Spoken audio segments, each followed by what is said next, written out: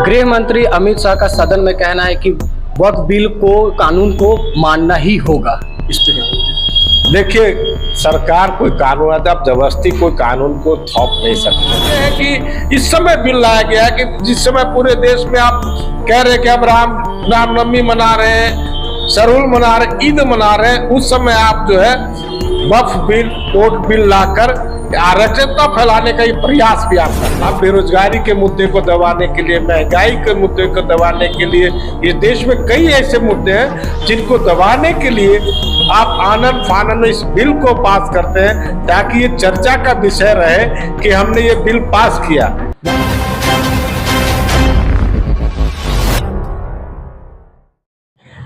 वक्फ bill सदन में पेश किया गया, जिसके बाद तमाम विपक्षी पार्टी लगातार विरोध कर रहे हैं। आपको बता दें कि कांग्रेस ने भी कल काला बिल्ला लगा के विरोध किया था। अभी हम सीपीआई के नेता अजय सिंह से जुड़ेंगे और इस विषय में क्या उनकी राय है हम उनसे जानते हैं।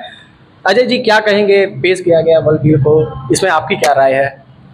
देखिए, मैं वक्फ बिल सरकार ने सदन में पेश किया और आनन फानन में इसको कहते हैं ना कि 8 घंटे की बहस में तुरंत इसको पास कराने का जो काम किया, तो मैं ये सवाल कर रहा हूँ, इतनी जल्दबाजी क्यों है आपको? किसी भी बिल को सदन पे पटल पर रखने के बाद उसमें विस्तृत चर्चा होनी चाहिए थी, लगातार चर्चा होनी चाहिए थी, है। और किसी चीज का जब संशोधन कर तो चर्चा का विषय दायरा बढ़ाना चाहिए। एक लिमिटेड पीरियड में आप ये दर्शाने का प्रयास कर रहे हैं कि सरकार चाहती है कि इस बिल को तुरंत लागू हो जाए, चाहे पक्ष हो चाहे विपक्ष हो, उसको आपने संज्ञान में उनको बहस में ढंग से लेने का आपने समय भी नहीं दिया। दूसरी चीज में मानता हूँ, वक्फ बिल की डिमांड किसने की आपसे कि वक्फ बिल कानून आपको संशोधन कीजिए, बनाए? ये डिमांड कहाँ से आई है? इस देश में किसान एमएसपी के लिए लगातार सड़कों पर लड़ा, हजारों किसानों ने कुर्बानियां दिया, एमएसपी की गारंटी के लिए कानून मांग रहा है। 6 साल हो गए, कहाँ आपने अभी तक उस पर कोई कानून बनाने क्यों काम नहीं किया?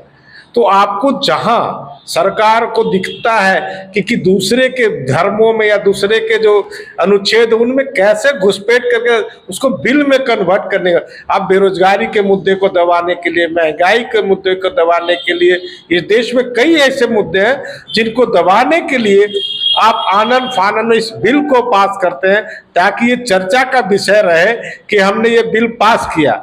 महंगाई को भूल जाइए, गरीबी को भूल जाइए और बेरोजगारी को भूल जाइए, और जो महंगाई का दर है और किसानों का जो एमएसपी का जो मांगने का दर है जो आज तक नहीं आपने पूरा कर सका। तो जो आपसे अधिकार मांग रहा है, जो कानून बनाने की बात कर रहा है, उसके लिए आप कानून नहीं बना रहे हैं। आप कानून किसके लिए बना रहे हैं?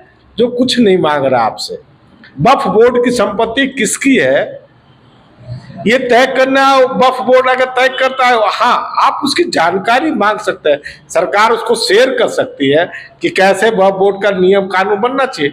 लेकिन इतनी जल्दबाजी से कि मैं तो कह रहा हूँ कि हम कहते हैं कि रोजगार की गारंटी करो, शिक्षा, सबको शिक्षा मुफ्त मिले, इसके पर जब कानून लानी चाहिए, आपको लाना चाहिए। बेरोजगारों को रोजगार मिलने की गारंटी होनी चाहिए, महिलाओं की सुरक्षा की गारंटी होनी चाहिए, किसानों को एमएसपी की गारंटी होनी चाहिए, और मजदूरों को जो वेज मिलना चाहिए, 8 घंटा काम 8 घंटा आराम जो था, जो लेबर कानून होता है, उसको जो मजदूर मांग रहा है, इस देश का 40 करोड़ मजदूर आपसे मांग रहा है कि जो लेबर कानून आपने बनाया है, ऑर्डिनेंस लाया है, उसको आप रद्द करो। जो यथावत स्थिति चल रही है हमारे कानून, उसको लागू करो।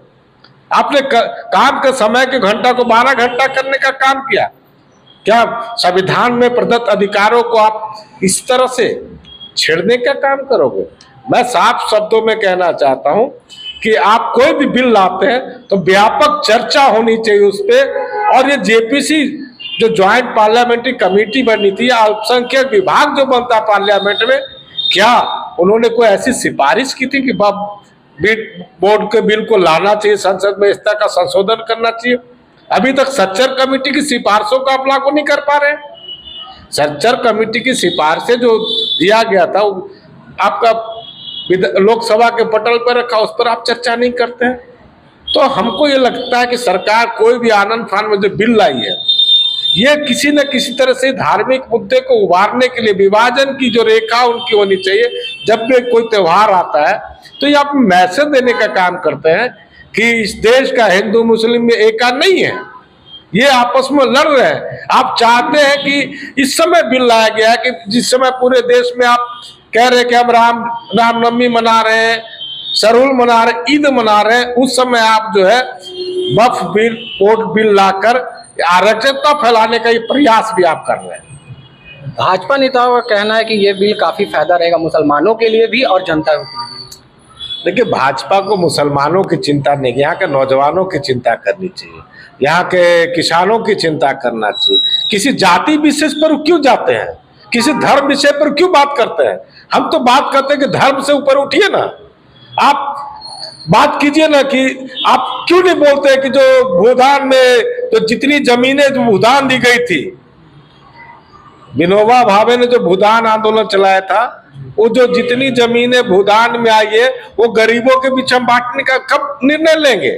इस पर चर्चा क्यों नहीं करते हैं? नौजवानों को रोजगार देने की बात क्यों नहीं करते हैं? महंगाई दूर करने की बात क्यों नहीं करते हैं? किसानों को एमएसपी गारंटी देने की बात क्यों नहीं करते हैं? और पत्रकारों को जो सुरक्षा चक्र मिलना चाहिए था, उनको जो मजेठिया कानून है उसको सख्ती से लागू क्यों नहीं कराते हैं? गृह मंत्री अमित शाह का सदन में कहना है कि वक्फ बिल को, कानून को मानना ही होगा। इस पर देखिए, सरकार कोई कानून आता है, आप जबरदस्ती कोई कानून को थोप नहीं सकते हैं। इसके लिए प्रक्रिया होती है, सदन से सड़क तक लड़ाई चलेगी। आपने कानून बना दिया है, कानून बना दिया है, इसको जबरदस्ती अगर जनता को इम्प्लीमेंटेशन करने, तो यही तो फोर्स होता है। आप बार बार ये कहते हैं कि मानना होगा। हम कहते हैं कि भारत के संसद ने अगर कानून बनाया है तो संसदीय परंपरा में मैंने कहा कि जल्दबाजी क्यों? कोई भी कानून बनाने से पहले व्यापक चर्चा 8 घंटा की क्यों? जब इतनी बड़ी आबादी है, 20% जिस देश की आबादी है, उसके लिए कोई कानून बना रहे हैं तो आप 8 घंटे में, अरे 20 घंटा में भी बहस तो करवाते। लोकसभा में सार्थक बहस की जनता सुने कि क्या सार्थक बहस हो रही है। तो आप सार्थक बहस ना करके आप उसको थोपने का काम कर रहे हैं। आज राज्यसभा में पेश कर दिया गया, कल लोकसभा में 12 बजे रात को बिल पास होता है और तो आनंद फानंद आप तुरंत लोकसभा से राज्यसभा में भी आ जाते हैं। तो इतनी जल्दबाजी क्या है? कुछ तो रीजन आप बताइए, स्पष्टीकरण दे कि क्यों इतनी जल्दबाजी आप दिखा रहे हैं। वक्फ बोर्ड का जो कानून संशोधन या वक्फ बोर्ड का जो होता है, आपको अगर किसी तरह की हड़बड़ी, सरकार के अधीन में पूरा देश की संपत्ति होती है, अगर आपको कहीं विवाद लगता है तो आप उस पर बात उठा सकते हैं। मैं कई चीजें सुन रहा था, गृह मंत्री ने तो कई चीजों को उठाया, 1500 साल पहले की बात भी उठाई कि कहां पर मंदिर की जमीन वक्फ ने कब। अरे भाई, परिस्थितियां के अनुसार राजपाट आता। अंग्रेजों ने कितनी प्रॉपर्टी यहाँ पर दाखिल किया।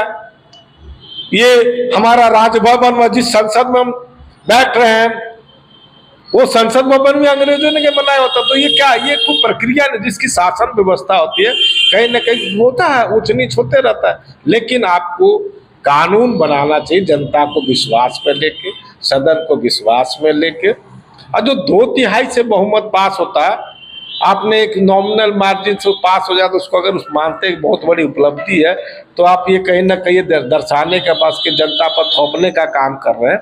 तो इसलिए मैं साफ रूप से कहता हूं कि जल्दबाजी नहीं दिखानी चाहिए थी। आप सभी संगठनों से व्यापक चर्चा करके उस बिल को अगर पास कराते, तब मुस्लिम समुदाय के लोगों को भी खुशी होती। इस वक्फ बिल में सीपीआई का क्या रोल रहेगा? देखिए, सीपीआई तो साफ कहती है कि किस तरीके से, अगर विरोध कर रही है तो किस तरीके से करेगी? नहीं, हमने अभी आपको क्या कहा कि सीपीआई की साफ समझ है कि किसी भी कानून को बनाने के लिए पहले व्यापक रूप से उस पर परिचर्चा हो, एकमत हो के कोई कानून को बनाना चाहिए। हमने कहा कि हम बार बार कहते हैं कि हम उसका विरोध कर रहे हैं। विरोध इस मायने में कर रहे हैं कि आप जल्दबाजी में लाया हुआ कानून है, ऐसे जल्दबाजी सरकार को क्यों दिखाने की जरूरत है? जो कानून की जरूरत अभी नहीं है, जो कोई कानून बनाने की मांग नहीं कर रहा है। हम एमएसपी की बात कर रहे हैं, हम किसान बोलते हैं कि किसानों का जो एमएसपी हमने कहा कानून बनाइए, क्यों नहीं बना रहे हैं आप? रोजगारों को रोजगार मिले, बेरोजगारों को रोजगार, उस पर कानून बना। हम बोलते हैं भगत सिंह रोजगार गारंटी एक्ट लागू करो पूरे देश में, क्यों नहीं आप कानून बना रहे?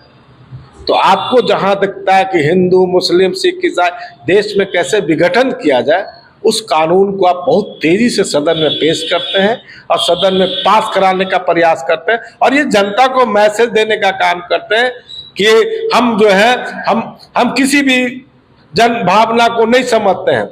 मैं एक बात कहना चाहता हूं कि आपने सुना होगा कि कई चीजें होती है जब किसी एक व्यक्ति का भी विरोध होता है, ऐसे हमारे झारखंड में आपने देखा होगा कोई तबकारा कोयलकारो गोलीकांड जब हुआ था, एक आदमी ने इस आंदोलन का विरोध किया था तो 6 महीने वहां की जनता ने उसको समझाने का काम किया था। जब वो समझ गया तब आंदोलन शुरू हुआ।